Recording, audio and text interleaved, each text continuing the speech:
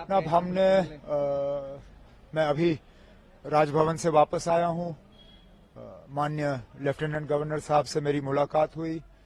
मुलाकात के दौरान मैंने उन्हें नेशनल कॉन्फ्रेंस, कांग्रेस, सीपीएम, आम आदमी पार्टी और जिन इंडिपेंडेंट्स के तरफ से नेशनल कॉन्फ्रेंस को समर्थन की चिट्ठी मिली है, उन्हें उन चिट्ठियों को मैंने लेफ्टिनेंट गवर्नर साहब के हवाले की और उनसे गुजारिश की कि जल्द से जल्द वो तारीख मुकर्रर करें ताकि यहाँ ओथ लिया जाए और लोगों की चुनी हुई हुकूमत जो है अपना काम संभाले। किस तारीख को sir oath ceremony?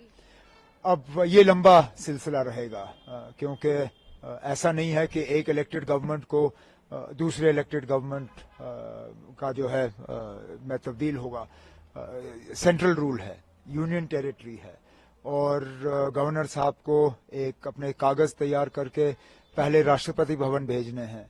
Rashtrapati Bhavan से वो फिर होम मिनिस्ट्री में जाते हैं। होम मिनिस्ट्री अपना उसमें प्रोसीजर करके वो जो उनको अपनी कागजी कार्रवाई करनी होती है वो सारा करके वापस आ जाता है। तो फिलहाल हमें ये कहा गया है कि इसमें 2-3 दिन तो लग ही जाएंगे। तो अगले हफ्ते ट्यूसडे वेंसडे से पहले मुझे उम्मीद नहीं है। उम्मीद की जा रही है कि अगर ये सारा जल्दी हो जाता है तो वेंसडे को हम ओथ सेरेमनी यहाँ कर लेंगे। ऐसा कयास लगाया जा रहा था कि इंडिया अलायंस के तमाम बड़े नेता इस ओथ सेरेमनी में मौजूद रह सकते हैं, तो किन अब आप अभी वो आप फारूक साहब से बात करिए। इंडिया ब्लॉक के लीडर वो हैं और इन्विटेशंस अगर जाएंगे तो उनके तरफ से जाएंगे। मुझे जिनको इनवाइट करना होगा वो अपने तरफ से मैं कल बैठ के उन्हें जो है दावत दूंगा। लेकिन फिलहाल तो अब ओथ की तैयारी हो रही है। सर, आज कांग्रेस लीडर्स भी मिलने आए थे, तो क्या कोई डिमांड्स या कुछ नहीं? उन्होंने अब डिस्कशंस तो हमारी रहती हैं, हम मिलके हुकूमत बना रहे हैं। उनका जो है लेटर ऑफ सपोर्ट हमें हासिल हुआ है और उन्होंने आज अपनी बैठक की।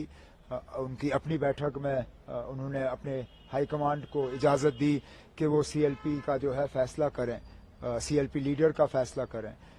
तो हमने जो अपनी अंदरूनी बातें करनी थी वो हमने की। सर, काफी इंडिपेंडेंट कैंडिडेट्स भी अब ज्वाइन इन कर रहे हैं एनसीएम ने देखा पिछले कुछ दिनों में, तो क्या स्पेकुलेशन है कि और जो बाकी हैं वो भी ज्वाइन करेंगे, ऐसा कुछ? नहीं, ऐसी बात नहीं है। ये आमतौर पे वही लोग हमारे साथ जुड़ रहे हैं जो पहले भी हमारे साथ जुड़े हुए थे। एक आध को छोड़ के ये सारे वही हैं जिनको शायद अलायंस की वजह से अपनी सीट नहीं मिल पाई और वो आज़ाद उम्मीदवार के तौर पे इलेक्शन लड़के गए और जीत गए। अब वो अपने नेशनल कॉन्फ्रेंस के साथ में वापस आना चाहते हैं और एक आध ऐसा है जो नेशनल कॉन्फ्रेंस में रह के हमारे साथ एक नया रिश्ता कायम करना चाहता है, जिसकी हमने सराहना की, जिसको हमने वेलकम किया और इन्हें लोगों के वोट हासिल हुए क्योंकि लोगों की उम्मीदें हैं कि उनके इलाकों में काम होंगे और मेरा फर्ज बनता है कि उनके मैं जो है हाथ पकड़ के उनके इलाकों में उनकी मदद करूं। सर, एक आखिरी सवाल।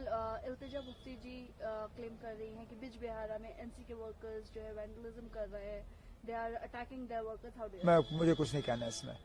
ये अब अगर किसी तरह का सबूत है तो वो पेश करें। जिनके खिलाफ इल्जाम लगे हैं वो तो उनके खिलाफ अब केस करने के लिए तैयार हैं, डेफेमेशन के। अब ये अदालत को फैसला करने दीजिए कौन सही है कौन गलत। सर, जम्मू डिवीजन के इग्नोरेंस का एक बड़ा आरोप लगा। कोई इग्नोरेंस नहीं है ना, कोई इग्नोरेंस नहीं ना। आप पता नहीं एएनआई को डिप्टी सीएम का क्यों इतना शौक है? आप हम पे छोड़ दीजिए, हमने किसको कहां से लेना है। और फैसला या ऐलान यहाँ आपके एजेंसी के तरफ से नहीं होगा। आप हम पे छोड़िए। मैं बार बार ये कहता आया हूं कि हम किसी इलाके को इग्नोर नहीं करेंगे और इस हुकूमत में जम्मू इग्नोर नहीं होगा। और इससे ज्यादा आप क्या सुनना चाहते हैं?